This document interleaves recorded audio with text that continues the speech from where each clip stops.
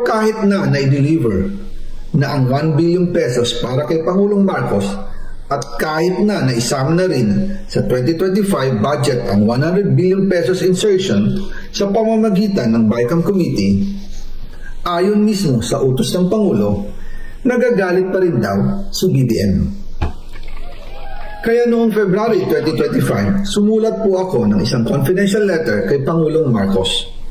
Doon ko ipinaliwanag na ginagawa ko lang ang mga utos niya tungkol sa mga insertions na sinasabi niyang hindi na raw niya makilala.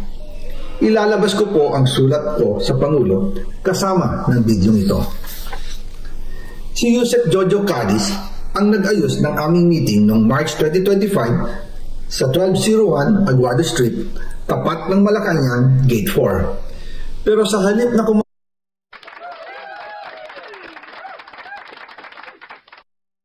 Okay, magandang araw po sa inyong lahat and welcome ulit dito sa ating YouTube Tabunan Page Channel mga kababayan. Mga kababayan, mayroon na namang inilabas na bagong video o part 2 ng Season 2 ng expose ni Zaldico mga kababayan. At ito sinagot ni Sandro Marcos mga kababayan, itong mga paratang ni Zaldico dito. Ewan ko kung masasabi natin paratang dito mga kababayan kasi siya mismo, si Zaldico, inamin niya na sarili niya itong experience mga kababayan. Walang ibang taong makapagdi-deny ng anumang sasabihin niya, kundi either siya lang or yung kasama niya na gumawa ng kalokohan na ito. At ito mga kababayan, pakinggan natin si Zaldico, punahin natin yung mga punto dito, isa-isahin natin, tapos pakinggan or tignan natin kung anong sagot dito ni Sandro Marcos mga kababayan. At ito, bago natin pagpatuloy itong video na ito, paki-like po and share ng videos natin, din paki-subscribe din po ng ating channel. Ito, patuloy natin mga kababayan. Malma ang Pangulo, lalos lang siyang nagalit. Sa halip na itanggi o linawin niya ang tungkol sa 100 billion insertion, pinagsabihan niya kami ni dating Speaker Romualdez at sa akin mismo, diretsahan niyang sinabi, "Huwag mo akong pigilan sa mga insertions ko. Huwag ka nang makialam sa budget." Dahil sa mga binitawang salita sa akin ni BBM, naging malinaw sa akin na siya mismo ang nag-utos kila Secretary Mina Pangandaman at Yusek Adrian Bersamin na ipasok ang 100 billion pesos worth of projects. Ito mga kababayan, ibig sabihin dito, napapakita lang ito na silang tatlo nag-uugnayan dito mga kababayan. So again, sabi ko nga, ito personal na karanasan ito ni Zaldico, yung sinishare niya dito. Either itanggi ito ni PBBM at ni Martin Romualdez or i-deny ito or aaminin. Sila lang tatlong makapagsasabi dito kung sino yung nagsasabi ng totoo mga kababayan. And unfortunately, until now, Martin Romualdez mga kababayan ay wala pa ring sinasagot dito sa mga pahayag ni Zaldico mga kababayan. Kasi ito, inunahan ni Zaldico. Well, technically, inunahan nila si Zaldico kasi naging fall guy dito si Zaldico mga kababayan. Pero of course, alam ng taong bayan, naintindihan ng taong bayan na itong ating gobyerno mga kababayan, hindi mo ito kayang isahan ng ikaw lang mag-isa. Okay? Kasi nga, ang daming dadaanan na ng dokumento bago mag-release ng pera. Katulad yan. NEP, dumaan ng BICAM, dumaan sa Congress, dumaan sa Senado, dumaan sa BICAM, tapos pinirmahan uli ng Pangulo sa GAA. Di ba ang dami? So yun nga, hindi pwede na si Zaldico lang ang may kasalanan dito mga kababayan. Hindi natin sinasabi na walang kasalanan si Zaldico.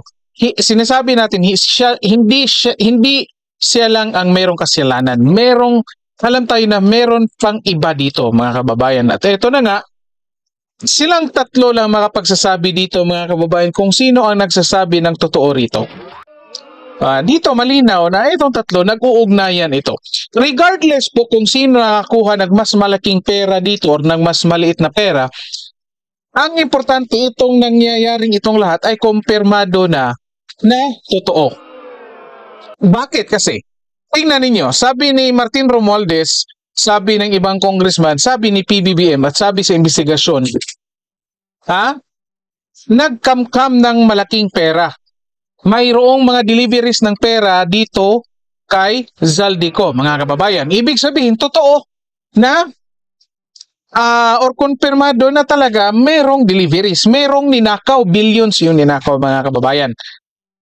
Ngayon, yun nga, sabi natin, imposibleng nakaya ni Zaldico mag-isa ng ganito. Kung titigil lang yun sa kanya. At ito na nga, mga kababayan, lumabas siya kasabay ng papapakita niya ng mga pictures, mga litrato at mga ebidensya dito.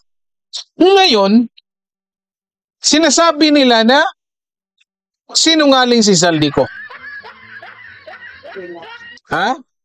Ito na nga, sila na may sabi, tumanggap si Zaldico. Totoo, tumanggap.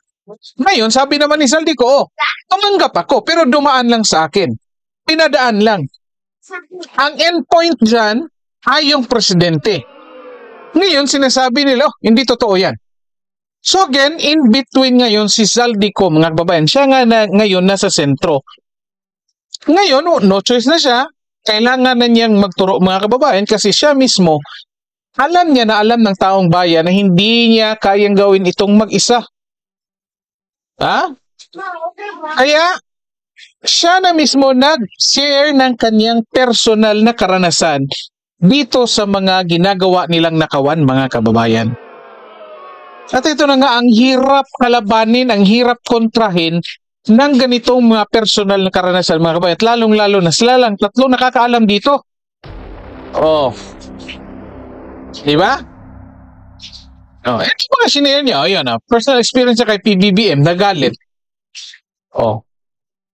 Unless i-deny ito ni PBBM, which is I think, hindi naman nag-deny si PBBM, mga kababayan. Ang nag-deny, halimbawa si Ping Lacson, ang dumipensa kay PBBM, kung nga yung didepensa ni Lacson, si PBBM, wala naman siya doon. Unless kasali siya, di ba? Kagabi, si John Vic Remulla, dumipensa din kay PBBM. Anong natin, nandoon ba John Vic Remulla nung ginawa nila ito? Ngayon, pinag-resign si Amina Pangandaman, bakit hindi nila imbestigahan? Bakit hindi tanungin, di ba?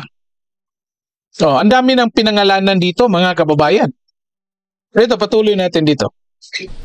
Kaya kung hindi talaga totoo na galing sa Pangulo ang utos, bakit hindi niya agad tinanggal noon pa sina Secretary Nina Pangandaman at Undersecretary Adrian Bersamin nang pinaalam ko sa kanya ang 100 billion insertions sa pamamagitan ng sulat? Bakit ngayon lang nila pinag-resign kung kailan nalaman ng publiko ang tungkol dito? Yan, mga kababayan, sinong may alam dito na halimbawa kahit taga-media, mga kababayan, kahit taga-Malacanang, sinong may alam dito na itong si Zaldico nagpadala pala ng sulat dito kay PBBM, tinanong regarding doon sa 100 billion na insertions? Walang iba, di ba? Kundi si Zaldico lang. Siya lang ngayon nakapagsasabi. Kasi siya ang may gawa nito, mga kababayan.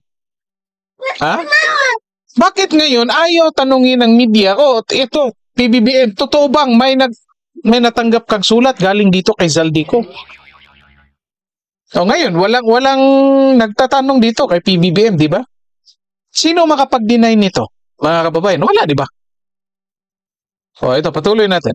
And also, kinausap ako ni Yusek Jojo Calis at nagsabi na pinapa-insert ng mga projects ang Pangulo na worth 50 billion pesos.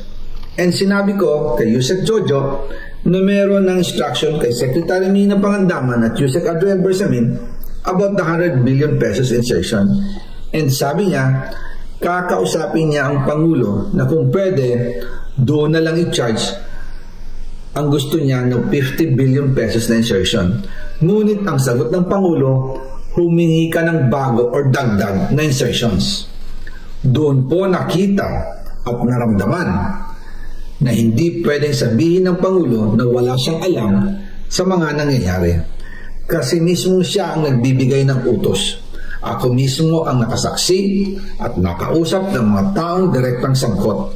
Kaya hindi na pwedeng maghugas kamay at magturo na parang inosente. Kaya mga babayan, no? Sabi, ako mismo ang nakasaksi, ha?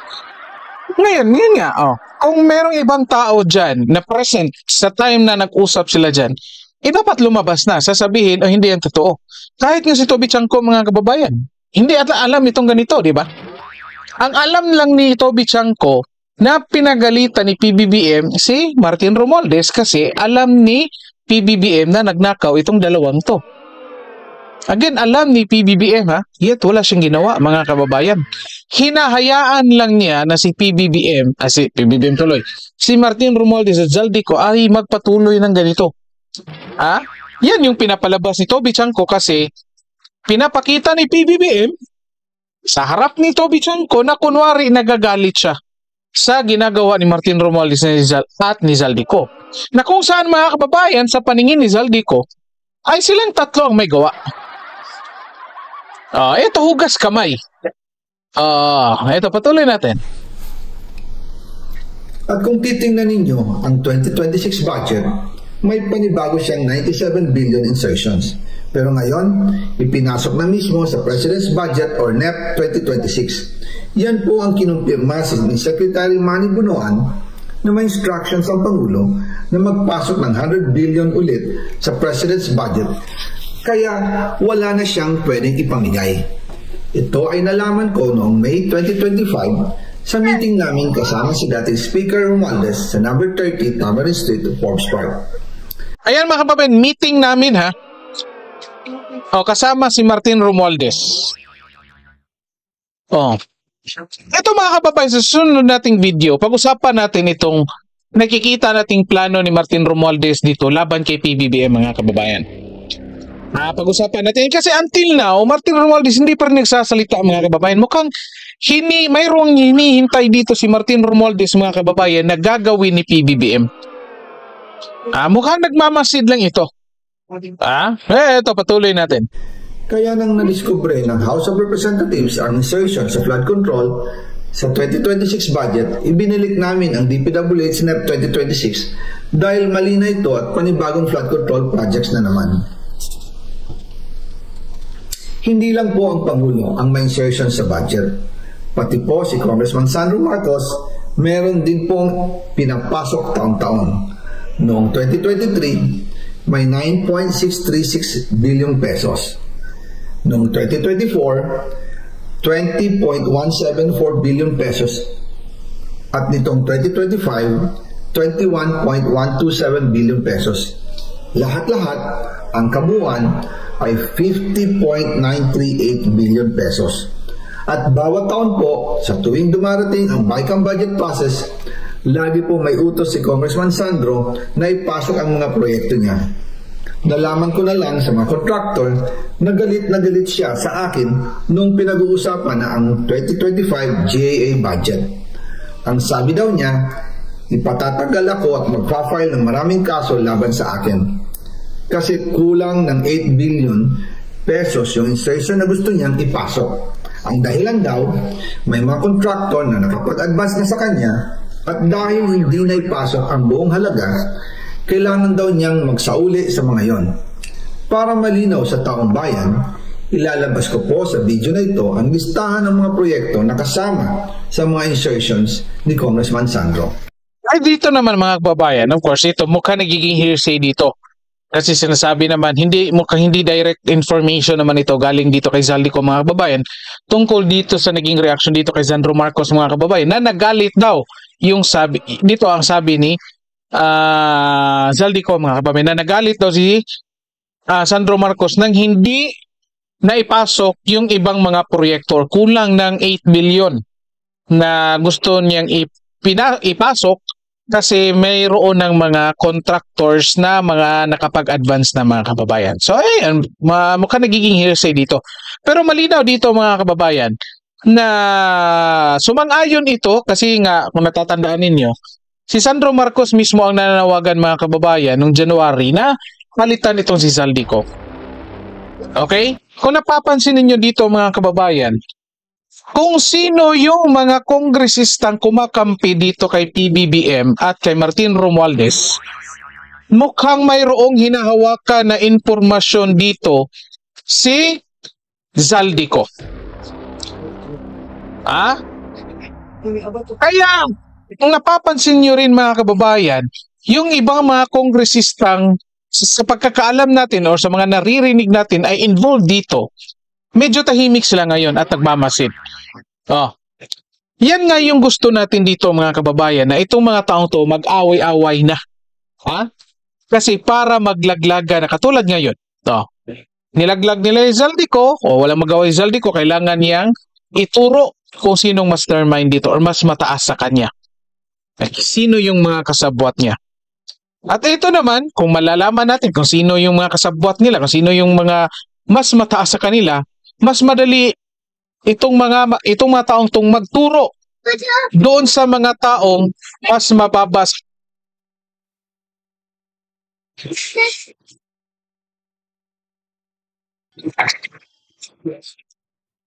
Okay? So, eto mga kababayan.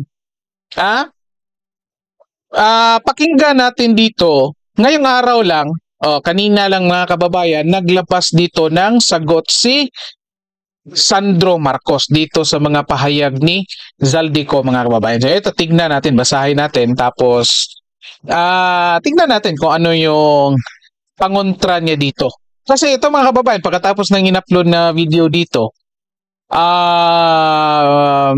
nag-post ng mga litrato ng dokumento si Zaldico mga kababayan, at nandoon yung lahat ng detalye na mga in-insert ni Sandro Marcos, I think starting 2022 hanggang 2025. Kaya umabot ng 50 plus billion yun. Ito pakinggan natin. Basahin natin kasi statement lang ito. Ito press statement of Majority Leader Ferdinand A. Marcos. Ferdinand rin pala ito. Delikado ito mga Ferdinand mga kababayan. Ito anyone can sit in front of a camera from abroad and spew lies. The statements from the newly crowned champion of the DDS cabal. Nako! Kasalanan pa ng DDS ngayon mga kababayan. Former Congressman Zaldico are frankly as fantastical as they are false. Yan nga tanong natin dito mga kababayan. Paano nalaman ni Sandro Marcos mga kababayan na itong mga sinasabi ni Zaldico dito ay kasinungalingan? Nandoon ba siya? Nandoon ba siya kasama ni Zaldico at ni PBBM nung nag-usap itong mga taong to? Para malaman niya kung talaga si Zaldico ay nagsasabi ng totoo. Wala naman, di ba? Kasi ang nag-usap lang dito si PBBM Martin Romualdez at si Zaldico. Ito, pagpatuloy natin. Basahin natin. I hope that the public, ayun nga itong mga kababayan, bakit sinali pa dito DDS mga kababayan? Naaway nila ito, di ba? I hope that the public can be reminded that we are talking of a person with no credibility whose vested interests are to release these videos to destabilize the government. Ano masasabi niyo dito mga kababayan? This is someone who our kababayans know to be the architect of this mess, yet continues to insult the intelligence by saying wala siyang nakuha. Eto mga kababayan, unang-una, ang issue daw dito ay credibility ni Zaldico. Anong comment niyo dyan mga kababayan? Ano masasabi nito? Ang issue dito, paano naging walang credibility ito mga kababayan? Unang-una, yun nga, sabi natin, sila lang tatlong nag-usap dito. Personal experience niya ito. Paano mo masasabing walang credibility? Kasi daw, nagnakaw. Ito, may to release this interest na is to destabilize the government. Dati puring-puri itong mga to dito kay Zaldico. Mga kababayan, itong grupo na ito, di ba? Puring-puri ito. Yet ngayon, wala na rong credibility si Zaldico. At of course, ito, sabi ni Zaldico, wala siya nakukuha. Ako personally mga kababayan, hindi ako naniniwala na wala siyang nakuha dito. Kasi nga, hahayaan mo na lang ba na alam mo, darating ang panahon na ikaw yung gagawing fall guy, yet wala kang makukuha dito. Di ba? Ito, patuloy natin. Evidently, the only path he sees for himself is one where he steers political chaos in the hope of escaping his own legal troubles. Gusto niyang pabagsakin ang kasalukuyang administrasyon para maabsuelto siya sa kanyang mga krimen. Na I don't think so mga kababayan. Kasi imagine niyo, sinong magsasabi na magiging maabsuelto dito si Zaldico kung sakaling hindi na presidente si PBBM dito? Dito mga kababayan, nililin lang tayo dito ni Sandro Marcos ha. Gusto niyang paniwalaan sa iyat niloloko tayo dito.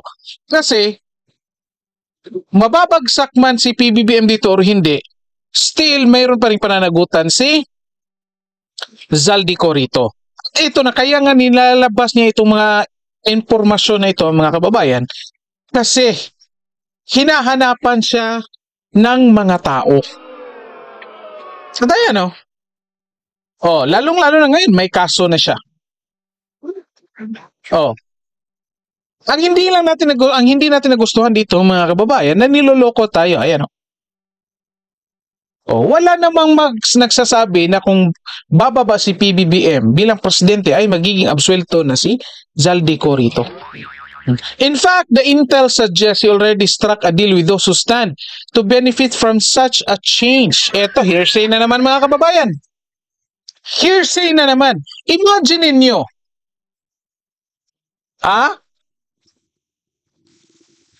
Ayan the intel suggests he already struck a deal with those who stand to benefit from such a change, mga kababayan. Sino ba makaka-benefit dito? Kung mawala itong mga magnanakaw na to, sino ang maka-benefit dito? Si Sara Duterte lang ba? Kasi siya vice president at siya ang susunod na magiging presidente. Hindi naman, buong Pilipino naman mga kababayan. At ito, kahit sabihin natin, si Sara Duterte maka-benefit, isa sa maka-benefit, magiging presidente siya. Sa tingin nyo ba papayag si VP Sara makipag-deal dito kay Zaldico? Na kung saan? Dahil sa kanila, Zaldico at Martin Romualdez, siniraan nila ng siniraan si Vice President Sara Duterte. Sa tingin nyo ba, makikipag-alyansa itong si VP Sara? Kahit nga mga kaibigan ng tatay niya, sina Bato de la Rosa, Bongo, hindi nga siya nakikipag-alyansa doon mga kababayan. Hindi nga sumasali sa partido nila kasi ayaw niyang makakaroon ng utang na loob ni kahit kanino mga kababayan. Yet ito, niloloko tayo dito So, mukhang kilala natin mga kababayan kung sinong gumagawa ng statement dito ni Sandro Marcos. Mukhang familiar yung linyahan dito mga kababayan.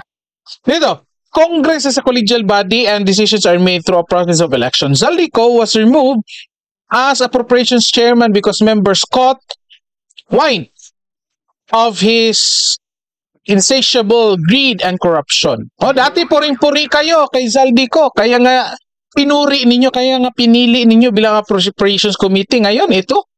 Kasi nakabulilyaso na. Not because of the whim of any individual. The sagasa that he orchestrated in certain districts such as Bulacan and other municipalities speak for themselves. Sa aking mga kababayan, si Zaldico ay hindi po isang journalist o truth crusader. Siya po ay isang kriminal na umiiwas sa hustisya. Huwag po tayong magpabudol sa kanya. Nako, may ito mga kababayan.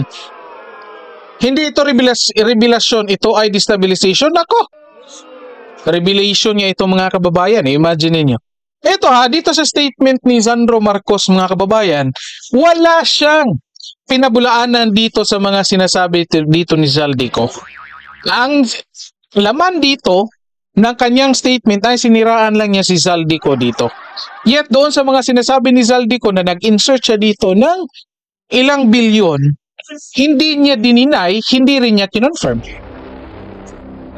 So ano masasabi niya dito mga kababayan?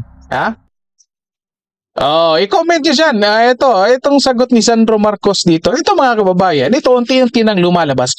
Kaya nga mga kababayan, hinihintay pa natin yung iba.